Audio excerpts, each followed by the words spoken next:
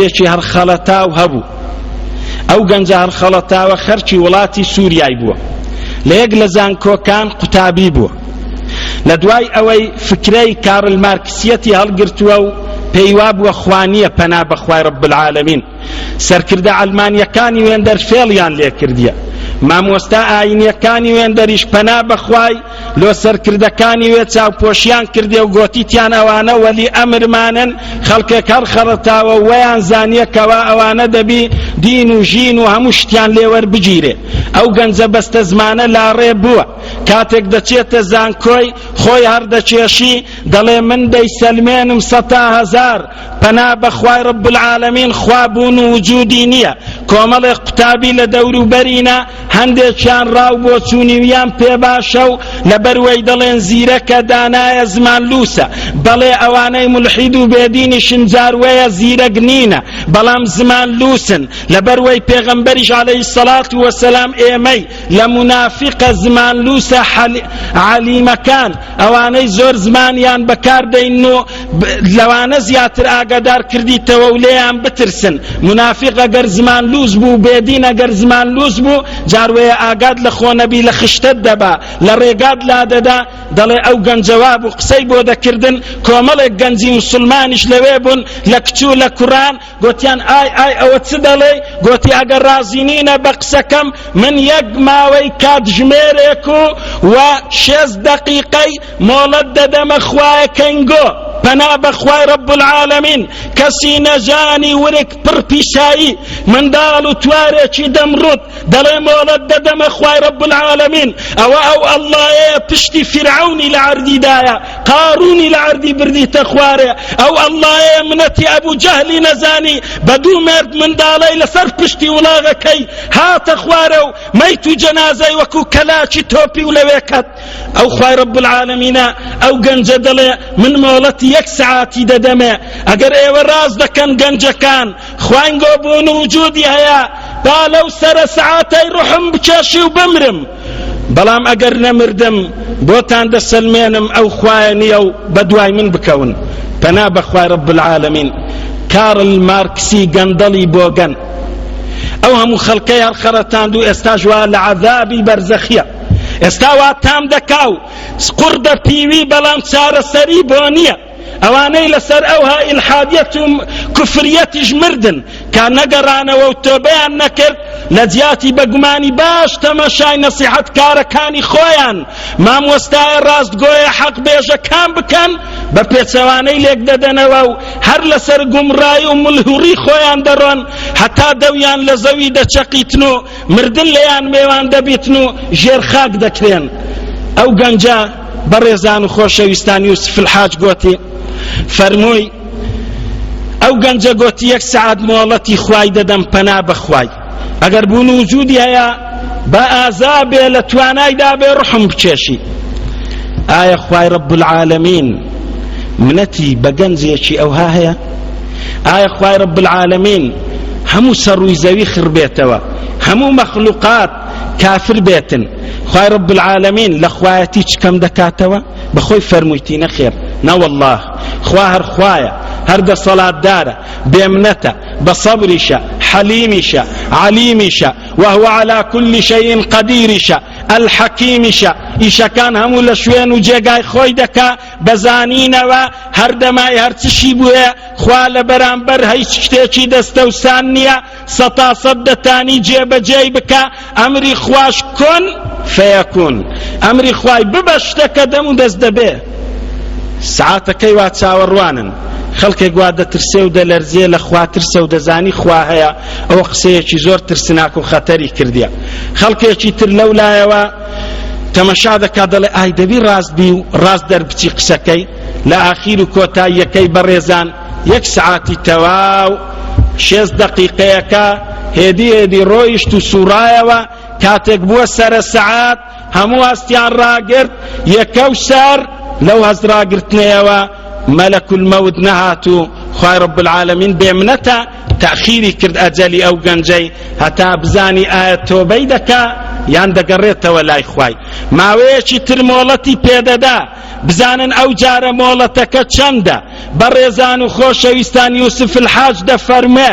ئەو گەنجە ئاخر سعاتەکەی کاتی چوونەوە ماڵێ بوو لە زانکۆی هەر کۆڵی نەدا لەسەر کوفریەکەی و گۆتی خەڵچینە دەوەرن ئەوە سەرە سعاتە و نەمردم معنای خوابوون و وجودی نیە و هیچ منەتی مەزانن وەرن ئەوە تاقیم کردەوە و من مۆڵەتم پێدا پەنا بەخوای رب العالمین بەڵام هەر 5-6 دقەیەکی پێدەچی ئەو گەنجە دەگاتەوە ماڵی خۆی بێئاگا لەوەی خوای رب العالمین بێباکەلەی بەڵام ویستیتی مۆڵەتی بدا و هێشتا ئەگەر بگەڕێتەوە ڕەحمی پێ بکە خوای رب العالمین ئەرحەم الراحیمینە الحەکیمە بێمنەتە لە هەموو خەڵک و کەسێکیش لەبەراندێ بەڕێزان و خۆشەویستان گەنجەکە دەگاتەوە ماڵێ کاتی نان خواردنی نیوەڕۆیە کاتێک داچی و بابی لەسەر سفرەی دانیشتینە دەرێن ڕۆڵە وەرە نانی بخۆ لە گەڕمان دەڵێ نەخێر وا دەچم دەست بە ئاو دەگەینم و ئەو جا دەستم دەشۆم و دێمەوە نانتان لەگەڕ دەخۆم بێ ئاگا لەوەی کەسێکە تەحەدای ئەڵڵاهی کردیە جەلە شەئنوه بێ ئاگا لەوەی خوای رب العالمینی پێ منەت کردیە پەنا بەخوای رب العالمین بێ ئاگایە لەوانە هەمووی وەدەزانی ئەوها زۆر ئاسانە دەچیتن دەست بە ئاو بگەینی و دەستی بشوا و بێتەوە نانی بخوا ئەو نانەی کە خوا دای تێداک و بابیوی ئەو ژیانەی کە خوا بەوانی بەخشیە ئەو مۆڵەتەی هاتنە خواری قەضای حاجەت ئاشاکی ماڵی خوای و ئێوەی بەڕێز و سەنگین هەر خوایە مۆڵەتی دەدا ئەگەر خوای رب العالمین لێت بگرتەوە قمە ئاوێک لێک دەفتە سندان و ڕەشا و قوزەر قورت ئەگەر بیخۆیەوە کە کرتەمیز نەتانی بیکەی واللهی لێت دەفتە سندان هەموو دکتۆری دنیای بکە ژانت تێدەوەستێ ئەگە خوای رب العالمین مۆڵەت نەدا چەند لۆپە میزێکی بکەی ئەو کاتی هاوارت لێ هەردەستێ چەندی پیاو بی چەندی خۆت پێ بەغیرەت بی فرمێشک لە چاوت دێتە خوارێ هاوار دەکەی دەست بەو شوێنەی وەدەنێ کە ژانی گرتیە هانا دەبەیە بەر هەموو کەسێکی هەر خوایەوەت بۆ دەکای عەبدی ضەعیفی لاواز ئەو جار بزانن سەرنج بدەن کوڕەوا چووە قەضای حاجەت بکاو لە شوێنی ئەو شوێنە پیسەی کە پڕ بە پێست مێشک و دڵ و دەرونی ویش وەکو ئەو شوێنە پیسە و پیساییەکەی بووە بەرامبەر بەخوای رب العالمین کاتێک 5 دقەی پێچوو نەهاتە دەر بووە 10 دقە نەهات چارێکێک نەهات 20 دقە نەهات لە نیو سعاتی داکەکە گۆتی بابی کوڕەی لۆ ناچی هەواڵی بپرسی کوڕەکەمان ئەوە چی کرد چ نەخۆشیەکی توش بووە بەڵام باب هەر کە چووە دەرگەی ئاو دەستخانەکەی ئاشاکی ماڵی خوایەوە و کۆڕ و مەجلیسەی بە لێدانی سەریەوە هات گەڕاوە بەرەو داچی گۆتی چت لێ بشارمەوە هاوسەر و خێزانەکەم کوڕم دەبی چی کردبی وەرە بیبینە من دەستم نایگری هەڵی گرم لەوێن دەرپیساییەکی زۆر کراوە ئەو کوڕە گەنجە بێدینە کافرەی تەحەدای خوای کرد دەوی لە ناو پیساییەکەی چەقیە ڕوح و گیانی دەرچووە ئەو هەموو پیساییەی بەدەم و چاوی وەیە کەس ناتوانی لەی بکاتەوە ئەوەی تەحەدای خوای دەکات دەوی لە پیسایی دەچەقێ ئەوەی خوای بێمنەت دەکا خوا ئەڵڵاهە ئەتوش دەبینی و ئەمنیش دەبینی ئەگەر ئەمن بۆ خوام بی دەمپارێزیا تا سەری ئەگەر ئەتوش دوژبنی خوای بی ڕەنگە پێشی منیش لە ناوت ببە لەبەروەی مسلمان باچی نییە و منەتی نییە نابێ مسلمان لۆقیچە ڕوحێکی کە خوا پێیدایە یان بڕە ژیانێکی کەم نەبپارێتەوە و نەتەنازول بکا لە دینی خوای لە عەقیدە و بیر و بڕوای یان لە بەرگریکردنی لە قورئان و سوننەی بەڕێزان و خۆشەویستان کەواتە باوە نەکەین ئێمە مردنمان بە خراپە بێ تەحەدای خوای نەکەین لەسەر کردەوەی چاک نەڕۆین و لەگەر کردەوەی چاک لەسەر کردەوەی خراپ نەڕۆین و لەگەر کردەوەی خراپ نەژین چونکە ئەو کاتی زندی بوونەوەمان لەسەروی دەبی پێغەمبەر فەرمی عەلەیهی السەڵات وەسەلام بەڕێزان و خۆشەویستان پیغمبر علیه الصلاة والسلام لفرمودية تريجدا فرموي إذا أراد الله بقوم عذابا أصاب العذاب من كان فيهم ثم بعثوا على أعمالهم فرمي أجر خواي پروردگار ويستي خلقان قالونتويش عذاب بداو لناويان ببا او عذابي توشي هندش ياندكا لناوان لسر او عذابي دا امريني لسر كردو خرابكانشيان زندويان دكاتو جاكواتا لفرموديشي تريش پیغمبر دا فرمي عليه الصلاة والسلام بلغي لسروي چاككار كسي خوائي كالري مزقوتي ويان لحج مالي خوايا بشمچي چاكو إحرام وبذكر يادي خواي رب العالمين وتلبية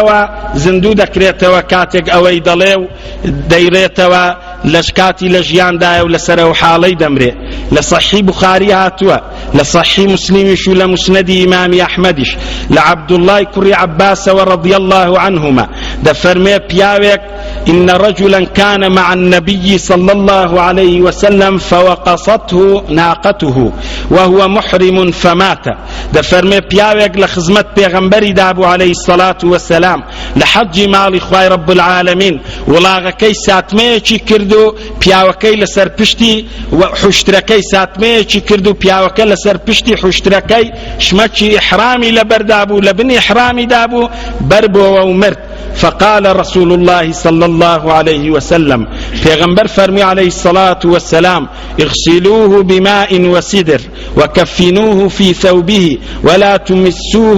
ولا تمسوه بطيب ولا تخمروا رأسه فإنه يبعث يوم القيامة ملبيا پیغمبر فرمي عليه الصلاة والسلام بيشون او جنازي بسدر بآوي لپاشا صدر لجي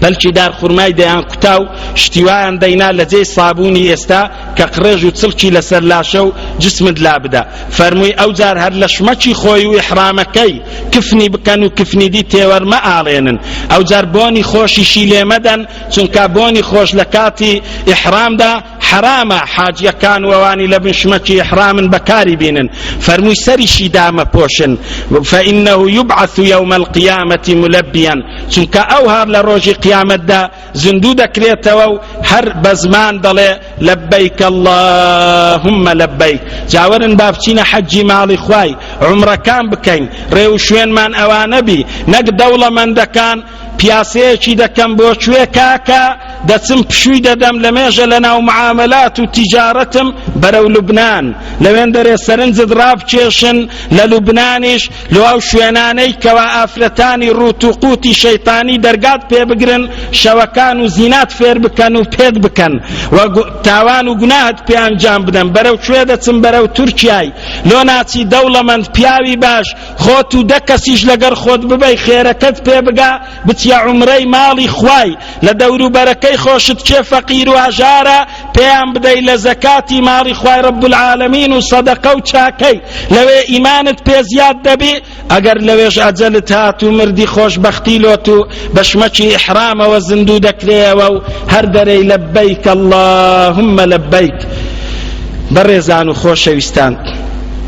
لكوتاي القي او رومان دا هر اون دمان بدز مايو ديرينوا او كساني لبينا وخواي رب العالمين دا شهيد دبن بلي شهيدي بلي شيف جار قوله ومزنة خواي رب العالمين نايدا تهمو كسيشي خواي رب العالمين لبرد دا بارين ولو خاطري قوله وجلالتي وعظمتي خوت بيمان ببخشي وبيمان بدي براستي بريزان پیغمبر فرمي عليه الصلاة والسلام بزانين شهيد كاتق لميدان دا خيني ليدا هندري قل لي بيدكوي شمشيري بيدكوي تيري بيدكوي لو خاطري خواي رب العالمين سنجي كردي توا لخواي نبي لكسي دينات رسي برقريدك لديني خواي رب العالمين بويرانا شيرانا لميدان دا رادا وستي او كساني وانا لبينا خواي رب العالمين او كسانا بزانين چون زندي دبنوا پیغمبر فرمي عليه الصلاة والسلام روني كردوا لحديثي صحيح دا فرمي شهيد لو ميداني حشر حساب ده او بريني للا شو جستيتي خيني نوي ليدتشي لو نكي ورنگكي رنجي خوينا بلان بونكي بوني مسكا بلا يركسي چي دادتي او خيني ليدر جوديت خواري رنجي راست خوينيا بلان بوني مسكي دزانن او شهيد ولا بينا خواي رب العالمين لسر او حالو بالي وزندي دبتوا لەبەر هەندێشە لە کۆتاییدا و کۆتایی پێدەینین